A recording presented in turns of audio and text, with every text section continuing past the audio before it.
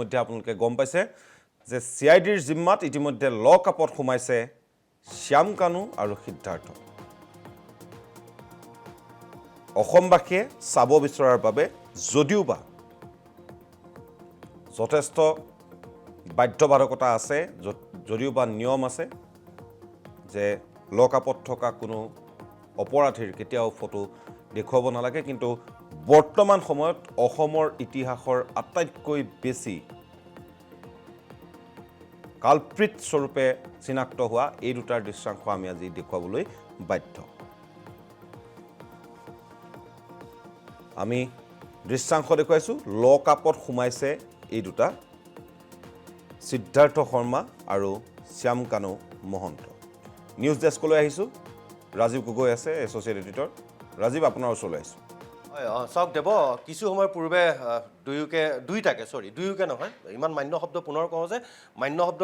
নকওঁ দুয়োটা বুলি ক'ম সিহঁত দুটা বুলি ক'ম সাংবাদিকতাৰ এথিক্স নামানো কোনোবাই কিবা কয় নকয় কথা বেলেগ কাৰণ বিষয় হৈছে জুবিন গাৰ্গ অসমীয়াৰ আৱেগ আপোনাৰ মোৰ অসমৰ 3.5 কোটি মানুহৰ আৱেগ আৰু বিষয় যেতিয়া জুবিন গাৰ্গৰ লগত থাকিব দুই মূল অভিযুক্ত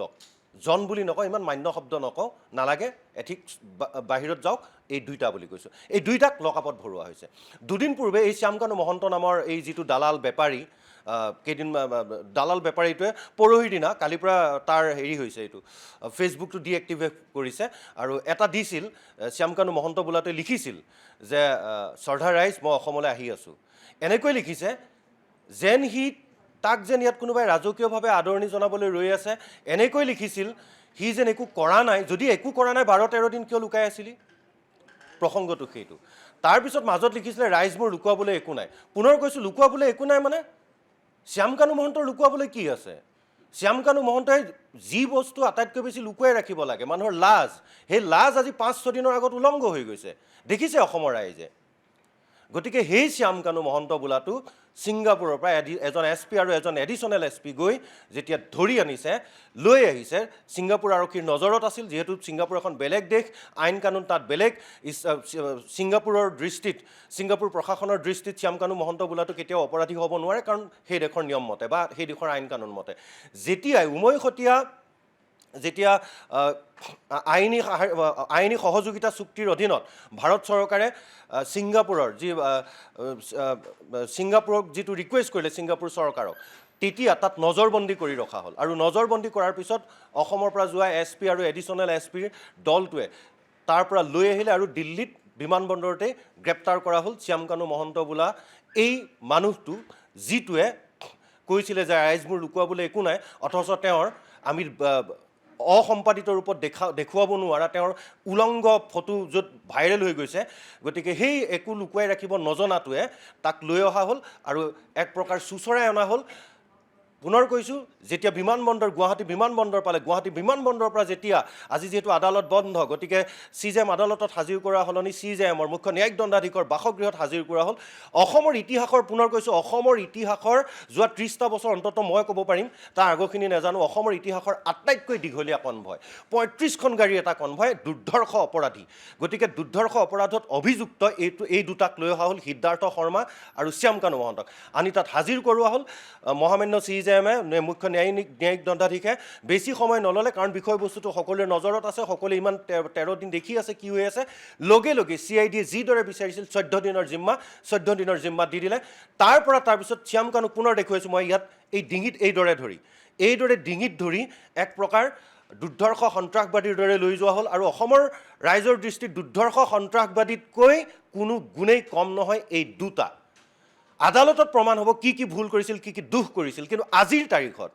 হয় ন্যায় বোলা বস্তুটো কেতিয়াও আৱেগত নচলে যুক্তিত চলে তথ্যত চলে সেইটো মানি লৈছোঁ কিন্তু অসমৰ 3 কোটি মানুহৰ 3.5 কোটি মানুহৰ আৱেগক আমি কেতিয়াও ওলাই কৰিব নোৱাৰোঁ গতিকে এই দুটাক ইয়াত ধৰি লৈ অহা আছে হাতত হেণ্ডকাফ এতিয়া সোমাই আছেগৈ আদালত এতিয়া সোমাই আছেগৈ লক আপত তাৰ পৰা CID কাৰ্যালয়লৈ লৈ অহা গ'ল তাতো কটকটীয়া নিৰাপত্তা কাৰণ মানুহ এই মুহূৰ্তত ক্ষোভত ফাটি আছে ক'ৰবাত অকণমান সুৰুঙা পালেই হয়তো এই দুটাৰ ওপৰত আক্ৰমণ চলিব পাৰে গতিকে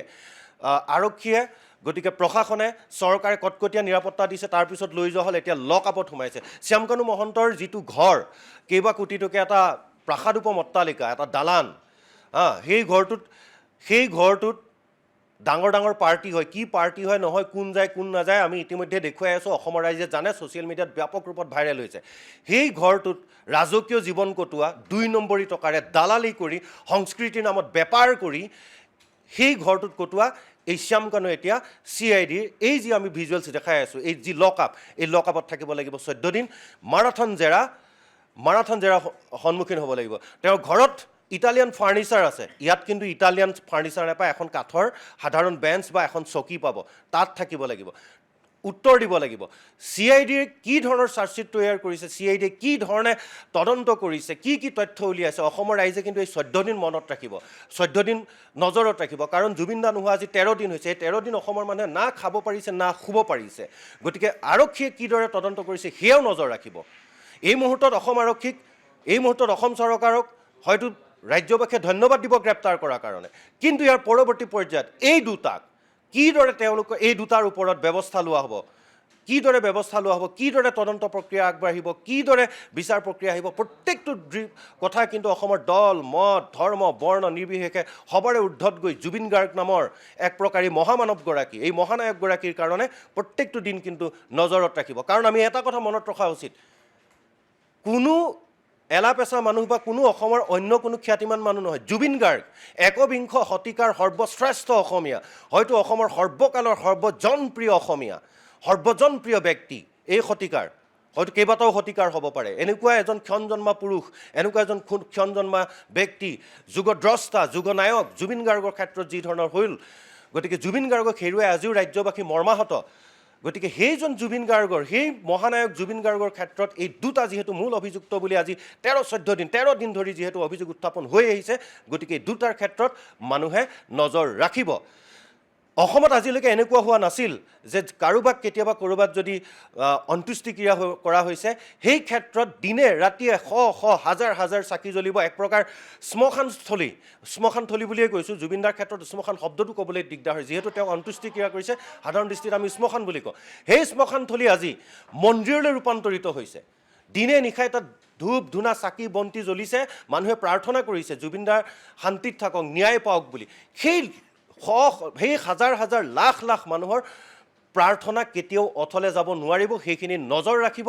আমি অসম লাইভ 24-এ নজৰ ৰাখিম, ৰাইজৰ সৈতে আমি আছোঁ। গতিকে কোনফালে যায় আমি প্ৰত্যেকটো কথা নজৰ ৰাখিম। পুনৰ কৈছোঁ, এই দুটা মূল কালপ্ৰিট,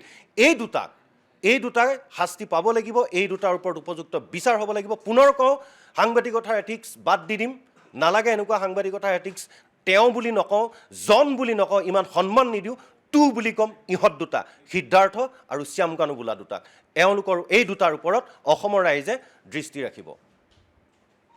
ইহঁত দুটাক কোনো কাৰণতেই এৰি দিব নোৱাৰি। এটা কথা ৰাজীৱ গগৈ, মন কৰিবলগীয়া এটা কথা, এখন ফটো, বিশেষ ফটো যিহেতু ভাইৰেল হৈ আছে, পকেটত মোবাইল ফোন দেখা গৈছে। কিয় আৰু কেনেকৈ সেয়া আমি এই মুহূৰ্তত আমি জানিব বিচাৰিম। প্ৰশ্ন আমি সুধিম, প্ৰশ্ন ৰাইজে সুধিব। কিন্তু এই যিবোৰ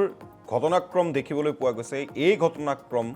যাতে পৰৱৰ্তী পৰ্যায়তো একেই থাকে, ইহঁত দুটাই যাতে কোনো কাৰণতেই জেলৰ পৰা ওলাই আহিব নোৱাৰে, সেয়া কিন্তু অসমবাসীৰ নজৰত থাকিব। এই মুহূৰ্তত ৰাজীৱ গগৈ আপোনাক ধন্যবাদ জ্ঞাপন কৰিছোঁ।